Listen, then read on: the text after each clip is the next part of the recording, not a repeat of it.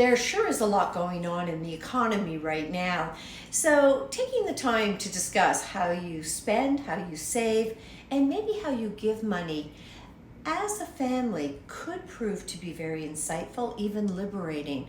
I get it, not everyone is struggling, but when people are hurting financially, emotions can be very raw, which then can be very unclear to family members who may not understand some of the challenges right now that you might be facing.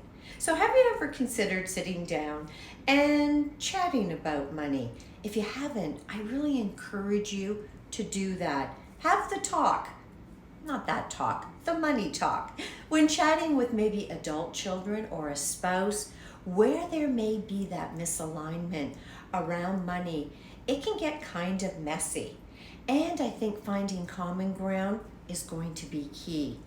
Have you thought about creating a space and a time where everyone can sit down and discuss this in a supportive and inclusive environment? The goal ultimately may be to get buy-in. And for example, you may be struggling financially and fearful if you share that or have a chat about the options that you'd like to explore to generate more income might not go over well, but you won't know if you don't try it. Think about setting some financial goals.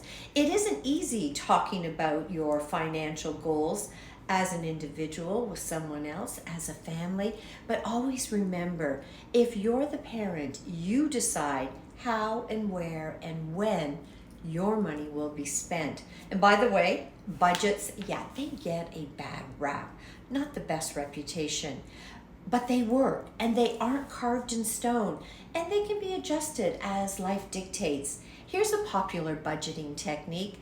Think about 50, 30, 20. 50% to needs, 30% to wants, and maybe 20% to savings as a start. And by the way, if you haven't thought about it, I do think you need access to emergency fund. You know, those funds, they're best if never used, but invaluable if you need it.